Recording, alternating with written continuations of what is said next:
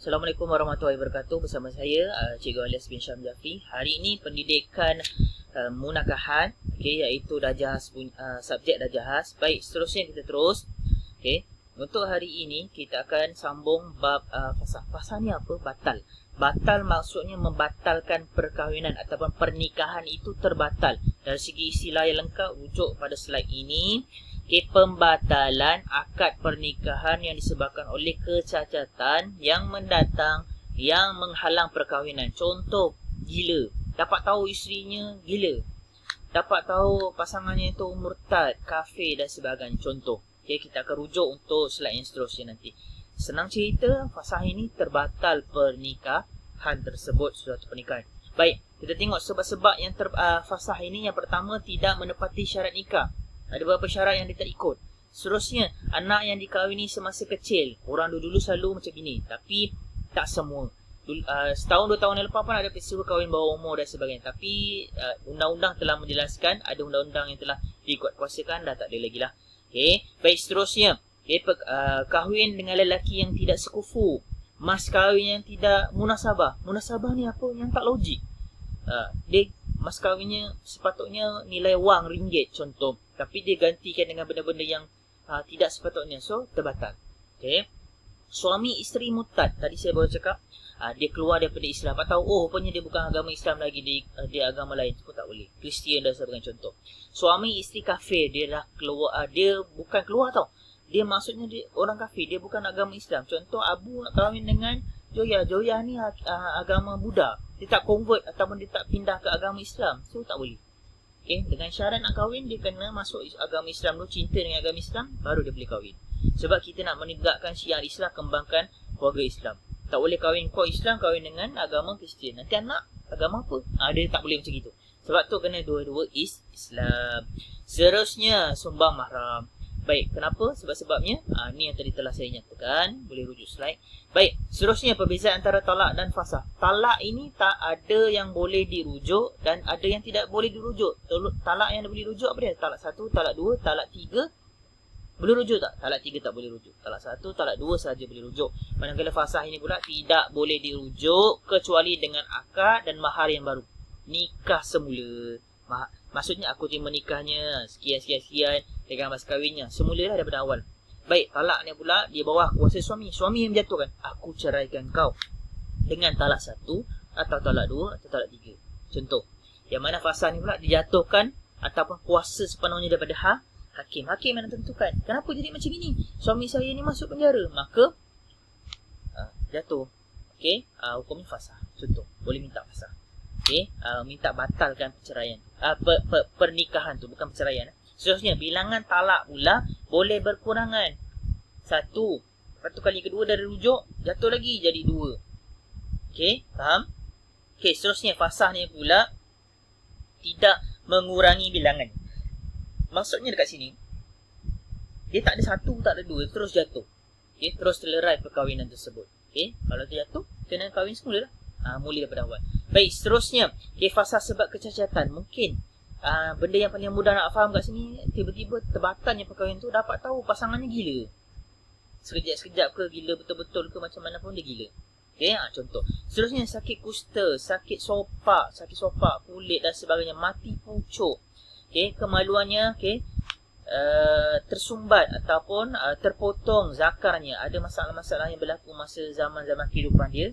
Jadi benda-benda tu kena ambil kira. Kena tanya dulu dengan pasangan, ada tak macam ni, macam ni. Kadang-kadang orang cakap cinta itu buta. Dia terima je. Tapi syarat ni kena clear lah. Sebab tu sebelum kahwin kena ada, kalau kita ni agama Islam ni menganjurkan pertunangan. Kenapa pertunangan? Jumpa mak ayah, tanya salah silah keluarga, tanya orang ni macam mana. Baru boleh teruskan seterusnya. Tanya, nak tahulah. Tanya benda ni. Ada sakit-sakit yang mendatang ke? Ataupun keluarganya macam mana? Jadi seterusnya kita boleh buat keputusan nak teruskan pernikahan ataupun tidak. Macam tu. Tu sebenarnya hikmahnya pertunangan. Merisik. Orang dulu cakap apa? Merisik. Inilah dia. Ni sonok-sonok bercinta lah. Tak payahlah merisik, tak payahlah bertunang. Pak terus je. Kita ikut benda yang wajib. Betul. Memang ikut benda yang wajib. Tapi hikmahnya dulu-dulu merisik ni nak tahu salah silah keluarga. Orangnya macam mana. Boleh kalau tak nak terus macam itu. Terus saya suka terus nikah boleh. Tapi pastikan juga kena tahu. Okey, jangan ada sebab-sebab kecacatan yang mendatang macam ni. Baik, seterusnya. Sebab yang boleh tuntut cerai. Kenapa boleh tuntut cerai? Siapa yang boleh tuntut cerai? Isteri. Suami boleh tuntut cerai tak? Tak. Suami kena jatuhkan talak. Isteri yang boleh tuntut cerai. Kenapa? Sebab suami tidak mampu memberikan nafkah. Contoh, suami tu kena masuk penjara.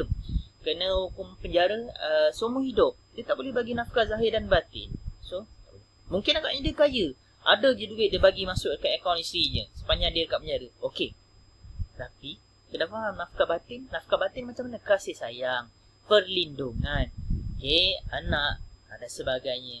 Okey, hati jiwa dia tu terganggu. So tak boleh juga. Dia kena faham zahir dan batin. Baik, isteri dia anaya. Contoh, isteri dia tu dah kahwin, rupanya hari-hari kena dera. Hari-hari kena bawa itu, bawa ini. Sampai tak sempat nak makan, tak boleh buat aktiviti seharian dan sebagainya, berkurung, dia kena disebat. So dia boleh minta cerai. Seterusnya, suami di penjara. Yang tadi itulah saya terangkan daripada awal tadi. Baik, seterusnya. Okay, Cina buta. Apa sebenarnya Cina buta? Cina buta ni kena faham. Bukan saya cakap Cina buta kena cari orang Cina, lantik dia untuk kahwin dengan isteri kita. Tak.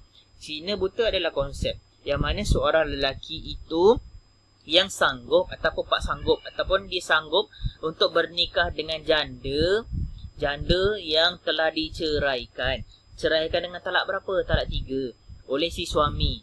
Kemudian apabila dia dah hidup bersama dengan si lelaki yang jadi pak sanggup tadi ataupun yang telah sanggup menikahi dia, dan akhirnya dia dah bersama, dia hidup bersama, diceraikan, barulah suami yang mula-mula ceraikan dia dengan talak 3 tadi boleh rujuk ataupun boleh kahwin semula. Bukan rujuk, kena kahwin semula dengan isteri dia. Maksudnya kat sini mungkin agaknya dia terlepas cakap dia ceraikan isteri dia dengan talak 3. Tapi menyesal ni, sayang sangat tak boleh hidup dengan isteri dia. Isteri dia pun sama, tapi dia tak boleh kahwin sebab dah talak 3 dah cukup dah, maksima. So dia Cina buta ni hadir ataupun seorang lelaki lain hadir kahwin dengan janda dia. Lepas dah bersama dan sebagainya, dia dah ceraikan isteri dia, barulah boleh dikahwin balik dengan janda dia tadi. Faham Okey, bukan orang Cina buta tu seorang orang beragama Cina yang buta datang dilantik kahwin, bukan. Itu konsep sahaja. Baik, seterusnya. Rujuk ni apa? Kembali apa dia? Kembali hidup bersama. Pada istilah kita tengok dekat sini, mengembalikan ikatan perkahwinan daripada talak dalam tempoh iddah. Maksudnya dalam tempoh dia telah diceraikan talak 1, talak 2. Seminggu, sehari, 2 hari dia telah rujuk kembali. Untuk kembali hidup bersama. Jom kita hidup bersama. Saya minta maaf, saya menyesal. Yalah, saya terima awak seadanya. So, itu namanya dia rujuk kembali. Tapi dalam tempoh iddah. Tempoh iddah ni dia tak lama sangat. 3 bulan, seminggu, 1-2 hari. Maksudnya dekat sini kalau dalam Islam dia ada tempoh iddah dia. Contoh 3 bulan. Contoh sebelum 3 kali suci. Contoh kalau kematian suami lain. Iddah ni satu tempoh waktu. Tapi yang rujuk ini, bab yang ini, rujuk ini kahwin dengan segera yang mungkin. Nanti kita tengok slide yang seterusnya. Baik, rujuk. Mesti ada suami, mesti ada isteri, lafaz rujuk. Suami dan isteri sahaja yang terlibat dan ni dah rujuk. Jom kembali hidup bersama dengan aku. Ya, saya terima. Jom kita kembali hidup bersama.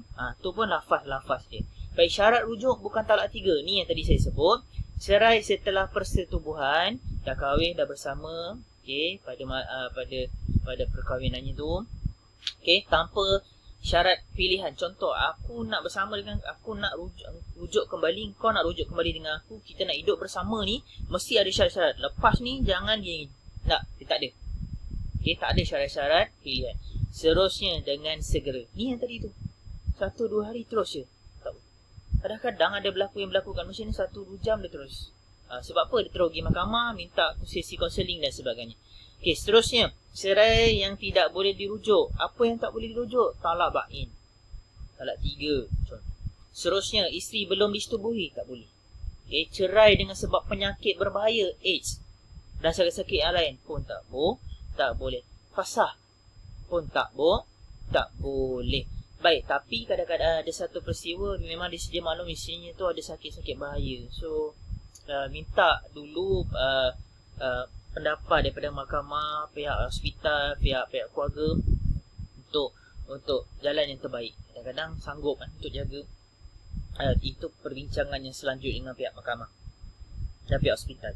Okay, bahkan kalau sekarang siapa-siapa yang nak kahwin pun kena ada cek darah kita untuk tahu ada sakit AIDS ke ada tidak. Sebab apa? Sebab ni lah ada termaktub dalam ikatan ataupun syarat-syarat perkahwinan dalam Islam yang diajukan oleh agama Islam. Seterusnya, hikmah rujuk. Kenapa?